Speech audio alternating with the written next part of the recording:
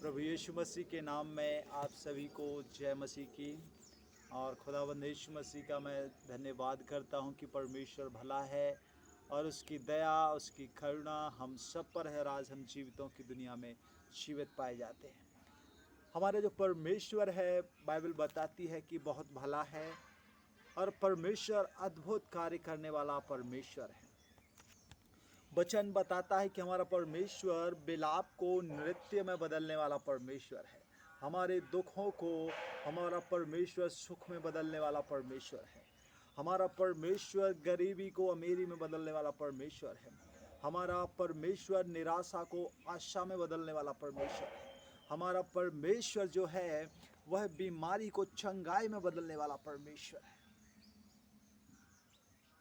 लेकिन क्या हम उस परमेश्वर के साथ में अपने जीवन को विश्वास योग्यता के साथ में व्यतीत करते हैं, या हम कहें उसके साथ में यदि हम चलते हैं तो क्या कोई प्रश्न किए हुए हम उसके पीछे चलते हैं? क्या उससे जब हमारे जीवन में दुख आता है तो क्या हम प्रभु से कहते हैं कि प्रभु ऐसा क्यों हो गया? हम जब इस दुनिया में लोगों को देखते हैं, दुख के समय हर कोई कहने लगता है, प्रभु मेरे जीवन में समस्या क्यों आ गई?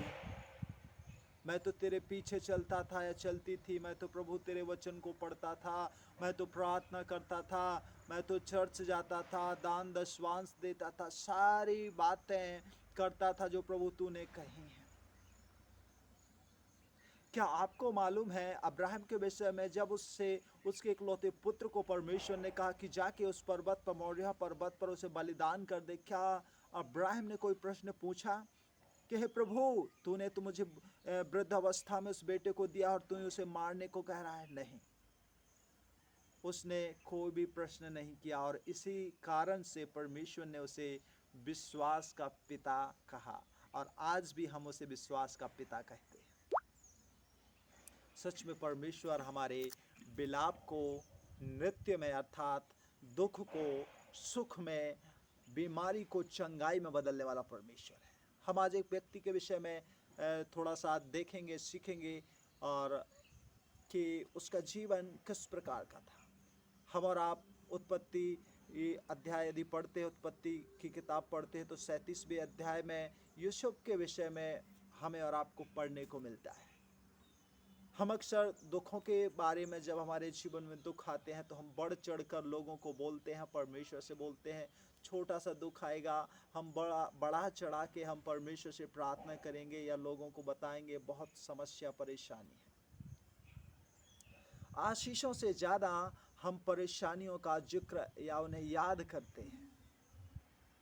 यूसुफ जब 17 साल का था तब परमेश्वर ने उसे स्वप्न दिखाया। उत्पत्ति 37 अध्याय आप पढ़ना, वहाँ पर इस विषय में आपको मिलेगा कि परमेश्वर ने उसे जब स्वप्न दिखाया और जब वो फिरौन के सामने आया तब उसकी उम्र, मैं उम्र के विषय बताना चाहता हूँ। जब परमेश्वर ने यूसुफ को स्वप्न दिखाया था उस समय यूसुफ की उम्र 17 साल की थी और जब वह फिरौन के पास पहुँचा, फिरौन के पास में था, उस समय उसकी एज उम्र 30 साल की थी।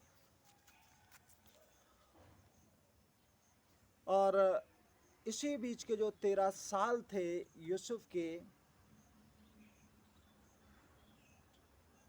इसी मध्य जो उसके 13 साल थे उम्र के, वे परेशानियों से भरे हुए थे। गुलामी, उसको गुलामी सहनी पड़ी, गुलाम अपने आप को रहना पड़ा उस देश में।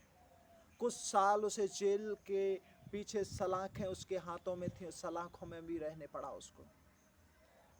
परंतु उसने परमेश्वर से कभी भी सवाल या प्रश्न नहीं किया।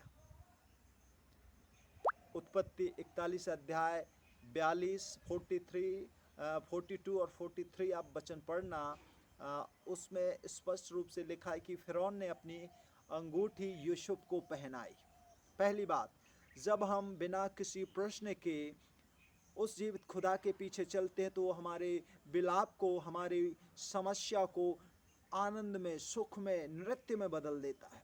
यूसुफ ने 13 साल तक जब उसे गुलामी सहनी पड़ी, उसने कोई भी प्रश्न नहीं किया, कोई भी प्रश्न परमेश्वर के साथ नहीं किया और अंत में उसे क्या आशीष मिली, परमेश्वर ने उसे क्या ब्लेसिंग्स दी। देखिए उत्पत्ति 41, 42, 43 में लिखा है कि फिरौन ने अपनी अंगूठी उसे पहना दी। दूसरी बात, उसे मल के कपड़े पहनाए गए। तीसरी बात, उसके गले में सोने की चैन पहनाई गई।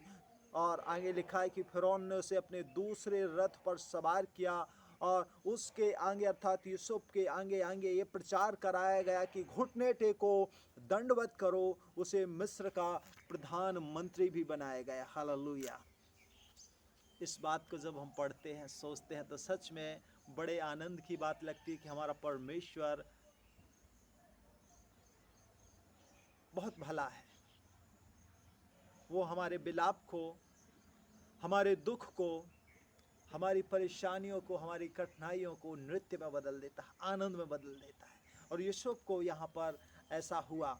यूसुफ 110 साल तक जीवित रहा, बाइबल बताती है। और उसका 17 साल जो थे, इस 110 साल के दौरान यदि हम देखें, उसे 17 साल उसका बचपन में बीता, बालकपन में बीता, और 13 साल दुखों में रहा यूसुफ। इसके बदले में परमेश्वर ने, जब वो 13 साल दुखों में रहा, परेशानियों में रहा, जेल में रहा, उस पर झूठे आरोप लगाए गए, इसके बदले में खुदा ने, परमेश्वर ने 80 साल की उसे ऐसो आराम की जिंदगी दी, उसे ब्लेस किया, आशीषित किया। और लिखा है कि इज्जत दौलत उसे अर्थात यूसुफ को मिली। और फिरौन के बाद सबसे हुकूमत करने वाला जो राजा बना, वो था यूसुफ। हमें याद रखना है कि जब भी परमेश्वर देता है, छप्पर फाड़ के देता है। हमें परमेश्वर पर कभी भी सवाल नहीं उठाना है। हमें कभी भी परमेश्वर से ये नहीं बोलना है कि प्रभु मेरे जीवन में दुख क्यों आए। हमें याद रखना है कि रात के बाद दिन और दिन के बाद रात जरूर आती है। और हमें सिर्फ उस परमेश्वर पर भरोसा, उसकी ओर ताकते रहना है, उसको देखते रहना है, उस पर अपने आशा को, अपनी आस को लगाए रखना है, क्योंकि हमारा परमेश्वर बेलाप को नृत्य में बदलने वाला परमेश्वर है। आज आपके जीवन में दुख हो सकते हैं, लेकिन प्रभु आपको उन दुखों से निकाल कर आपके जीवन में खुशियाँ भर देगा। आज आप बीमार हो सकते हैं, लेकिन प्रभु उस बीमारी को निकाल कर आपको चंगा कर सकता है।